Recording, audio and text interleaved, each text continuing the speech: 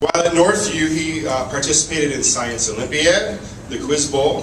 He was a member of the Northview Orchestra and also played in the Tweedle Youth Orchestra. After graduation from Northview, he went to the University of Michigan, where he studied neuroscience and political science. Andrew graduated last April. He has been taking a little time off and working unrelated to his majors. He is a freelance videographer. Currently, Andrew is applying to medical school with his goal of becoming a physician. Would you help me welcome Mr. Andrew Darmahkasih?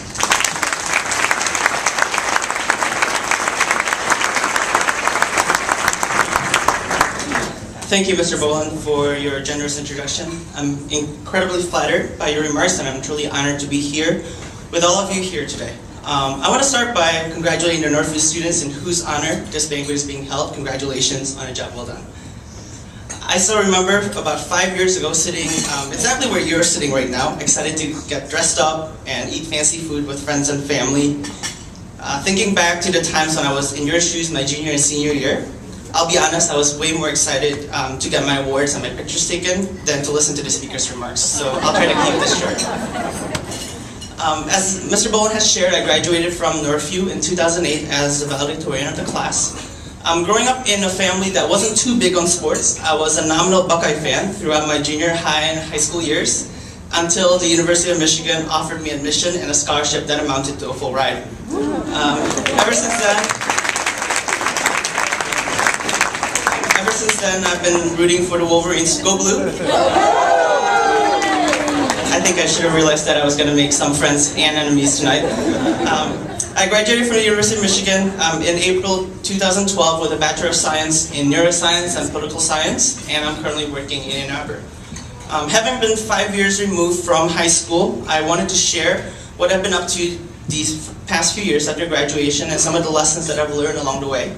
It is my hope that what I'll share will not only challenge and inspire you, but also excite you for what is ahead for each of you in years to come. One of the most difficult classes I took in my undergraduate career at the University of Michigan was biochemistry. This is not just general biology mixed with Mr. Roth's AP chemistry class. This is pure and simple, arduous memorization of very long compound names with equally long chemical structures. I simply could not stomach this stuff, but I love my professor. I have taken a class with her before in organic chemistry and thoroughly enjoyed her teaching style, but this alone did not really make biochemistry any easier to learn. As she opened the first lecture of her biochemistry class, she candidly declared, "Most of you are probably taking this class because it is required for med schools. But I will be honest, the materials you will learn in this class you will probably never use in your career.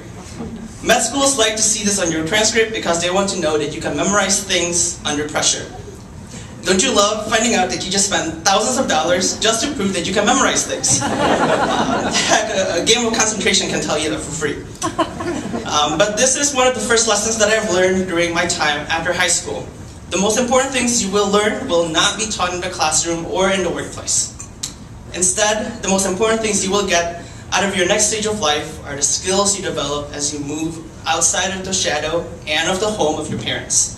Skills like learning to manage your time well when so many responsibilities demand your attention. Skills like learning to budget your money when you have complete freedom with how you choose to spend it. Skills like learning to take care of your body when you can if you choose to eat McDonald's every single day. Skills like discovering what is really important to you and setting your priorities to make room for those things. Skills like learning to say no, learning to apologize when you make mistakes, and learning to get back up again when you fall flat on your face. In short, the next season of your life is for you to really discover who you are. I can tell you that as a high school graduate, I thought I knew who I was and what I wanted to do in life. I couldn't be farther from the truth. Let me be the first to break the news. You don't really know who you are. Life is all about discovery, and that process of discovery will take you the rest of your life. The lessons that you glean along the way, these are the lessons that you should really treasure. Coming into college, I had wanted to major in biochemistry. I had a 4-year plan, a 10-year plan, all figured out, I came into college with 42 credits thanks to all my AP classes, so thank you all my AP teachers. And so with the pressure of my parents, I arranged all my classes in such a way that I'll be able to finish my degree in 3 years if I could help it. After the biochemistry incident that I mentioned above, I quickly realized how little I really cared about the exact mechanisms that are at play during yeast fermentation. And so began a period of changing majors and exploring other interests. Eventually, I ended up becoming a neuroscience and political science double major while taking a gamut of other classes including anthropology, American culture, international studies, film photography, just to name a few. None of these things were a part of my plan when I first came into college, but they all shaped my college experience in very important ways. This is where I learned the next lesson. Expect your plans to change and be completely okay with it. You will not be in control of everything that goes on in your life.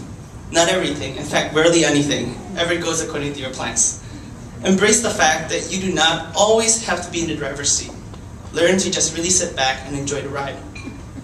I know that there are many ambitious parents here in this room and many equally ambitious students. And so I want to try to break this news gently. Here we go. As much as you all would like to be, you will not all become doctors, or lawyers, or engineers, or pharmacists, or dentists, or fill in the blank. The top 4 individuals in my graduating class at Northview all wanted to become doctors. They all went to separate colleges to pursue that dream, and 5 years later, only one of them, myself, is still on that track. There is nothing wrong with any of the paths that they are currently pursuing. They have simply discovered that their passions did not line up with the plans they had in mind, and they adjusted their plans accordingly. Planning for the future is important, but allow and embrace the flexibility in that plan. For me, that plan was to graduate from an undergraduate institution as quickly as I can, begin my medical education immediately after finishing undergrad, and become a surgeon in a particular specialty. Over the course of the past 5 years, however, these plans quickly unraveled. As I approached my final year of undergrad, I began preparing for what I thought naturally came next, medical school. I sent applications to numerous schools and anxiously waited for interview invitations. Yet deep in my heart, even while interviewing for schools, I knew that I wasn't ready. I don't know how to explain it any other way than this gut feeling that this year wasn't the right time for me to go. My faith is a very important component of who I am as a person, and I felt like God was really challenging me to stay in Ann Arbor for an extra year and let Him be in the driver's seat of my future instead of me trying to control everything in my life.